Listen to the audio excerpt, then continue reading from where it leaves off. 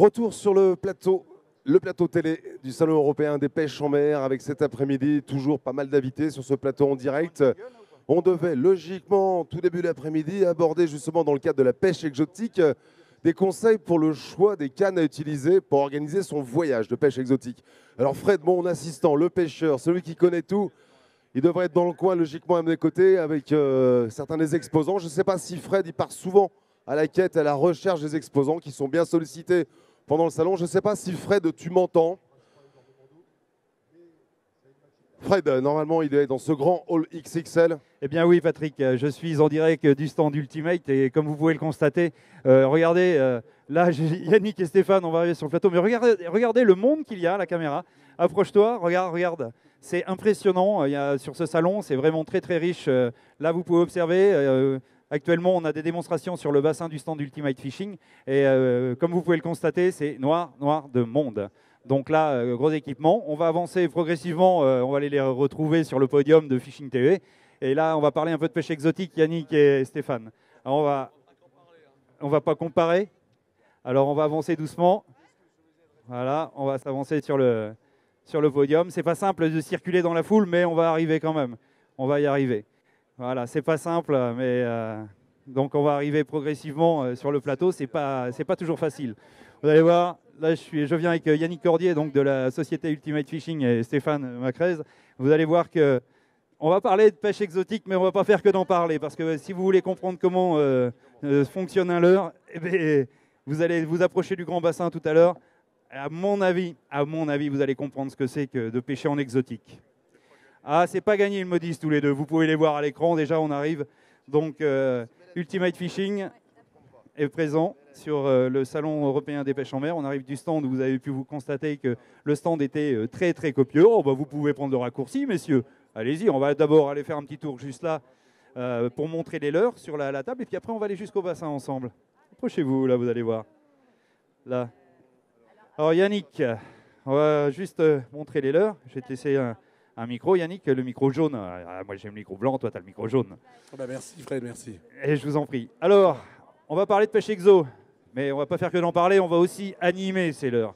Parce que la pêche exo, c'est pas simple. Yannick, tu peux nous décrire les leurres là, Oui, alors on a choisi 2 leurres de surface qui vont rester à la surface de l'eau dans la grande piscine. Un leurre de type popper. Celui-ci, là, c'est un popper de chez Alco. C'est une référence un petit peu en pêche exotique. Vous voyez, le popper, il va pousser de l'eau avec sa gueule qui est ici, là. Et c'est concave ou convexe? Je ne sais plus là. Concave. Concave, me dit l'ingénieur plastique qui est à côté de moi. C'est concave ici, donc ça va pousser très facilement de l'eau. Et puis, ça fait un certain poids. Quand je dis un certain poids, c'est entre 150 et 200 grammes armés. Hein. Voilà. Et puis, ça peut aller jusque-là, même pour certains plus lourds. Et puis, eh bien, ça se pose à la surface de l'eau. Le pêcheur exerce une traction. Et ça génère un gros blop qu'on va essayer de vous faire entendre tout à l'heure qui attire les poissons. Voilà.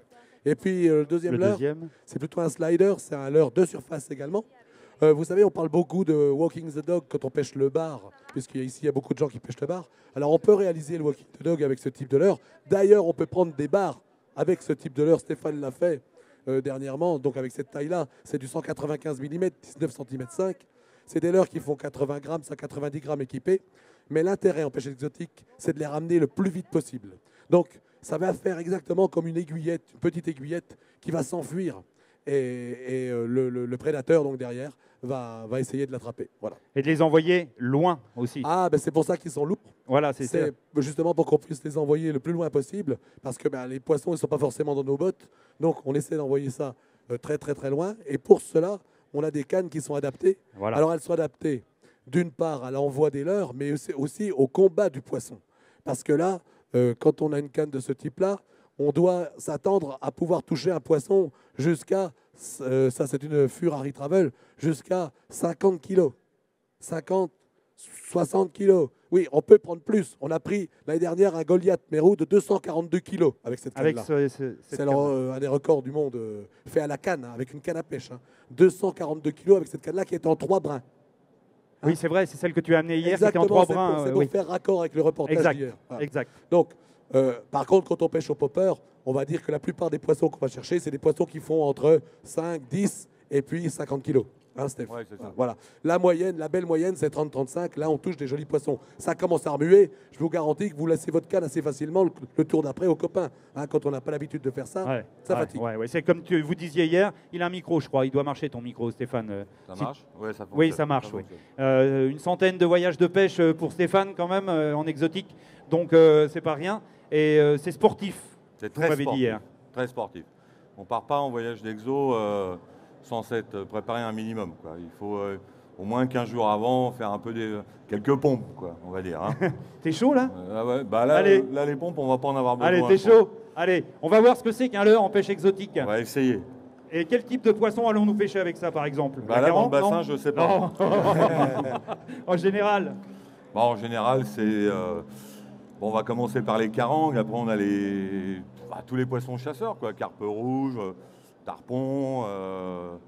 On peut tomber sur n'importe quelle sorte de poisson, quoi. c'est Les clair. poissons coques aussi, Enfin, pour ceux qui en vont général, en Amérique du Sud. voilà, en général, c'est quand même des poissons de plein eau, mais sachant qu'on peut tout à fait faire monter des couberas de 20 mètres d'eau, 30 mètres d'eau sans problème. Hein.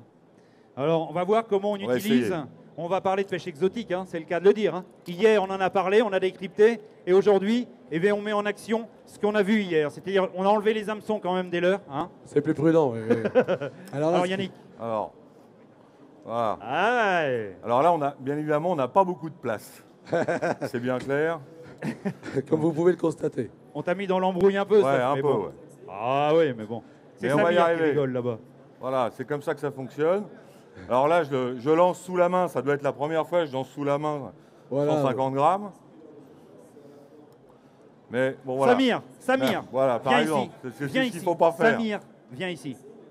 Alors, si vous voulez, ce qui se passe aussi, c'est que généralement, avec ces Ouais. cannes-là, on lance entre 50 et 80 mètres, hein, les Ouais. poppers. C'est ça qui nous J'ai attire. vraiment pas de place. Voilà. Tiens, Samir. Et on travaille dans des conditions un peu plus musclées, c'est-à-dire Ouais. que souvent il y a des vagues. Tiens, souvent, il y a- Samir, on cherche un autre.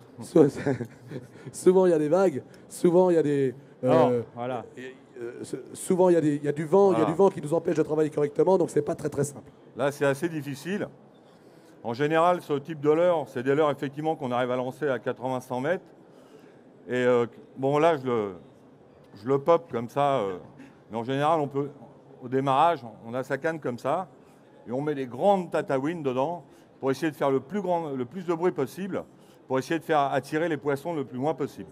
Alors, je vous assure que les attaques sur ce genre de leurre en surface, c'est assez impressionnant.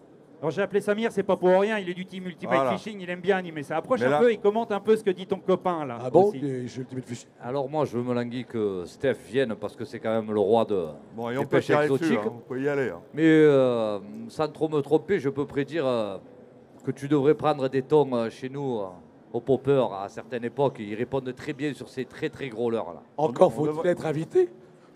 Ouais, encore faudrait-il être invité. Ah là t'es pas trop bien quand même là. Ok.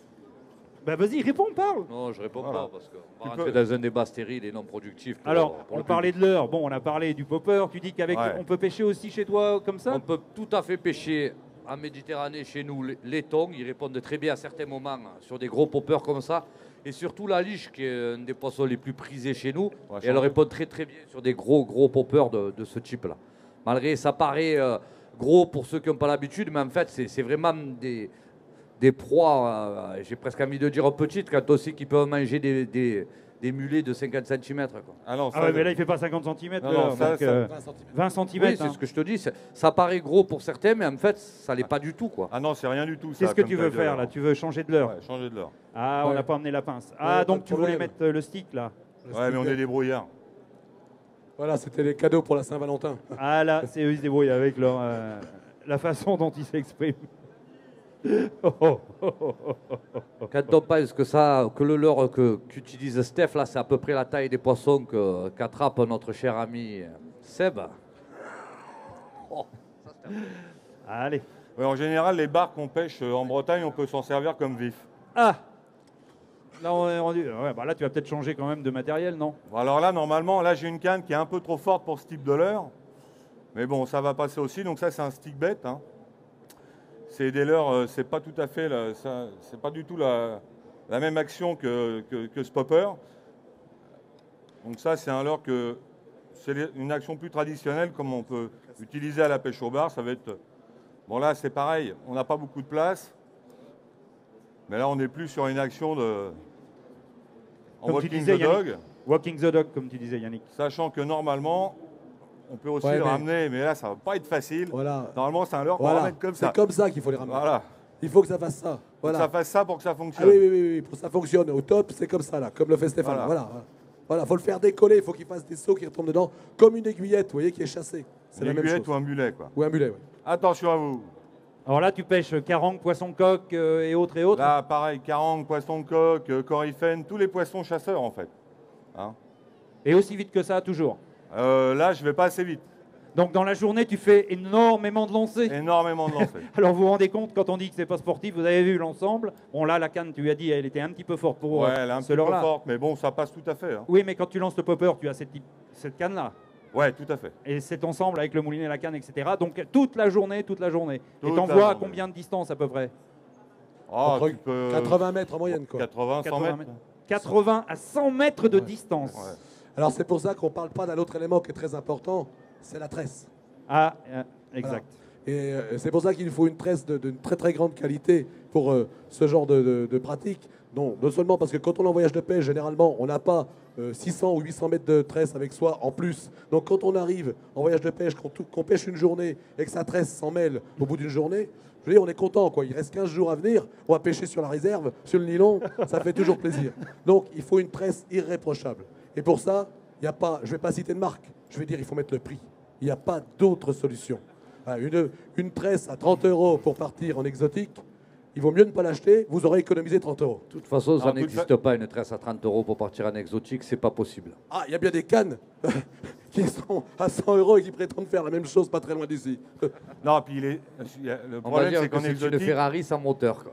Mais le problème de l'exo, c'est que vous allez vous préparer un voyage pendant 1 an, vous allez partir à l'autre bout du monde, vous allez partir avec du matériel qui n'est pas adapté et simplement votre voyage va être complètement pourri, quoi. ouais, mais on peut pêcher en France aussi. Par exemple, si on va avec ce matériel, on l'a pour l'exotique, mais on va avec, par exemple, Ah comme oui. dit Samir, en Méditerranée, on va pêcher avec. Hein. Tout à fait. Elle n'est pas que À, pour à l'exo. savoir que le gros Asturie, là, le Big P, en début de saison en Méditerranée, ça fait partie des leurres qui fonctionnent le mieux.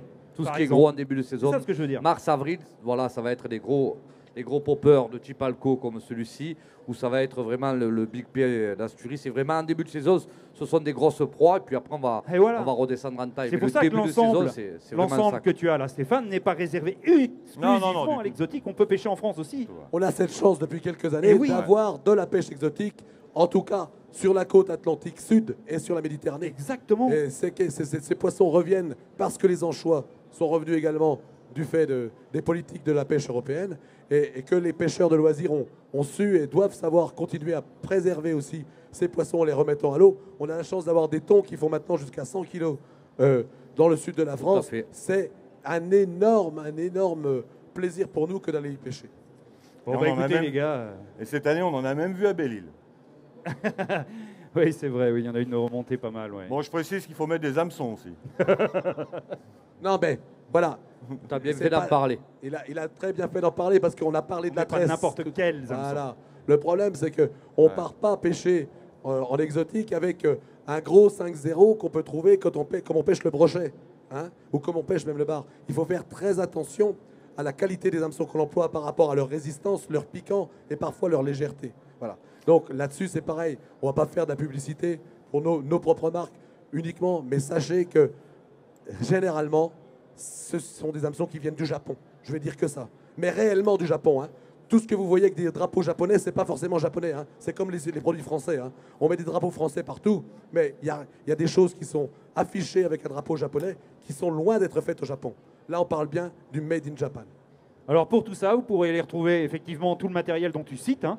Sur ton stand, il y a 78, stand 78. Voilà. Vous serez bien accueillis. Bien sûr, Stéphane pourra vous raconter ses voyages. Il a toujours une petite anecdote croustillante. Et pour les hameçons, les leurres, les cannes, etc., vous êtes là, disponible. Vous avez tout pour pouvoir renseigner les gens qui cherchent justement tous ces renseignements.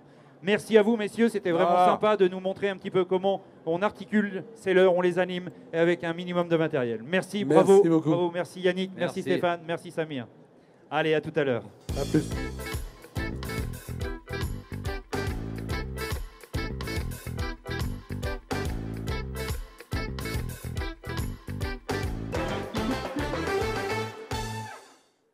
Merci l'équipe d'Ultimate.